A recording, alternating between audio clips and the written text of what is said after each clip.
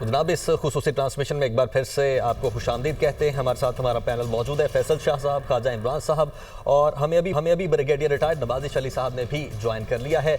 नवाजिश साहब बहुत शुक्रिया, आपने हमें ज्वाइन किया। सबसे पहले मैं आप ही की जानिब आऊँगा।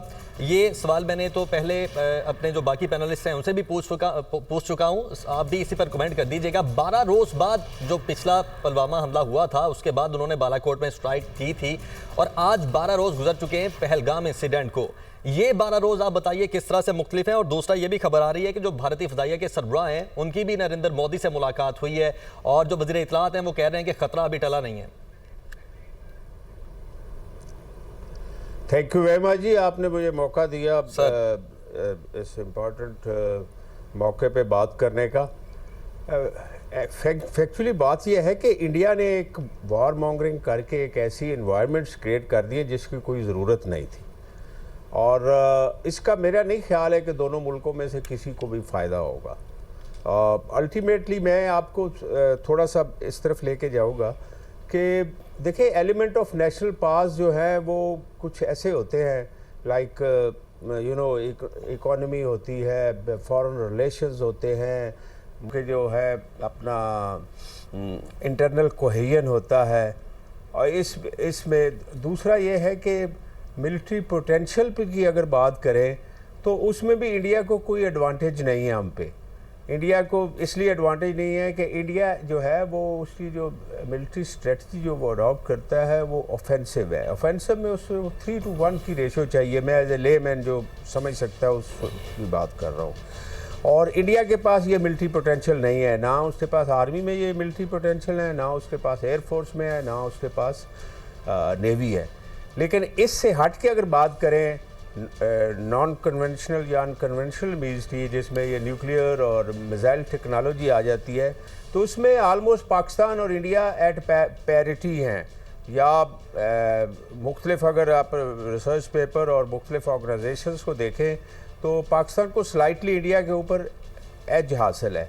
तो इन एनवायरनमेंट में जबकि दोनों मुल्क में भूख अफलास है और ठीक है इंडिया की इकॉनमी कुछ बेहतर जा रही है, हमारी इकॉनमी जो है वो that is the main issue, लेकिन इसमें इस इंसिडेंट को बहाना बना के पूरे खत्ते को एक मुसीबत में डालना जो है मुझे समझ नहीं आती कि ये मोदी साहब जो है वो किस फ़िलॉसफी के तहत काम कर रहे हैं।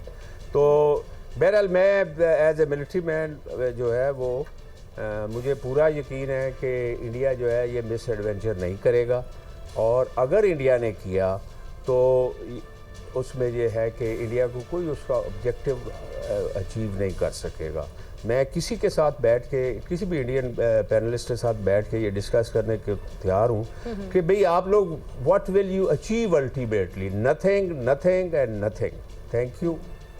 ठीक है फैसल शाह साहब, एक तरफ तो पाकिस्तान पर तनकीद की जा रही है कि पाकिस्तान के अंदरूनी मसाइल हैं, आपस में यकजा नहीं है, इत्तेहाद नहीं है। दूसरी जानिब हम देखते हैं कि DGISPR लेफ्टिनेंट जनरल अहमद शरीफ चौधरी और वफाकी वज़ीर इत्तलात अता तारर आज तमाम सियासी जमातों के जो सरकर्दा रहनुमा हैं उनके साथ कौमी सलामती की जो मौजूदा सूरत हाल है उस पर बैकग्राउंड ब्रीफिंग भी देने जा रहे हैं। आप समझते हैं कि इस सूरत हाल में ये ब्रीफिंग कौमी यकजहती और इत्तेहाद और इत्तफाक की आला मिसाल साबित होगी?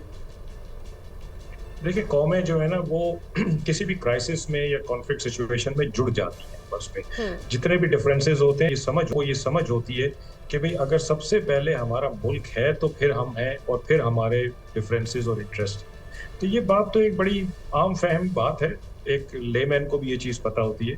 और इन 12 दिनों में मैंने जो देखा है कि ऊपर से लेके नीचे तक लोग सब यक ज़बान हैं और वो ये कह रहे हैं कि जी हमने पाकिस्तान की सलामती और डिफेंस पे कोई कॉम्प्रोमाइज़ नहीं करना है, इंडिया ने कुछ करना है कर ले, लेकिन हम पूरी ज़ोर से जवाब देंगे और एक कदम आगे जाके जवाब देंगे।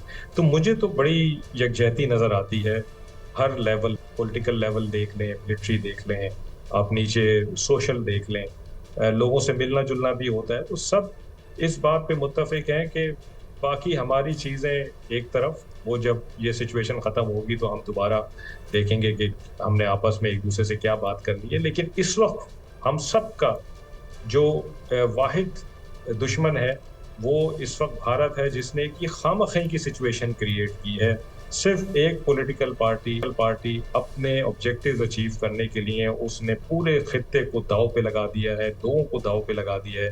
मैं आपको बता रहा हूँ कि जो चीज़ें मैं पढ़ रहा हूँ और सुन रहा हूँ उसमें तो इंडिया के अंदर से बड़ी आवाज़ें आ रही हैं जो क्रिटिसाइज कर रहे हैं अपनी गवर्नमेंट को। तो वहाँ पे एक शोरिश है, वहाँ पे एक खलीज है लोगों के और इंडिया गवर्नमेंट के बीच में और मिलिट्री और लोगों के बीच में। वहाँ पे वो यकजहती मुझे नज़र नहीं आती जो इस वक्त मुझे पाकिस्तान में नज़र आ रही है, क्योंकि हमने कुछ किया नहीं है और ये खामखी का एक ड्रामा हर 3-4 साल बाद हमारे ऊपर थोप दिया जाता है। तो हम तैयार हैं, यकीनी तौर पर हम तैयार हैं और ये मैसेज भी दे रहे हैं दुनिया को कि पाकिस्तानी फ़ौज, पाकिस्तानी अवाम, पाकिस्तानी सियासतदान एक पेज पर हैं और वाहिद दुश्मन जो है वो भारत है और भारत के ख़िलाफ़ हम सब यकजा हैं। मज़ीद खबरें भी और टॉपिक्स पे भी बात करेंगे और जो सूरत हाल तब्दील हो रही है और इसमें क्या तब्दीलियाँ आ रही हैं उन पर बात करेंगे।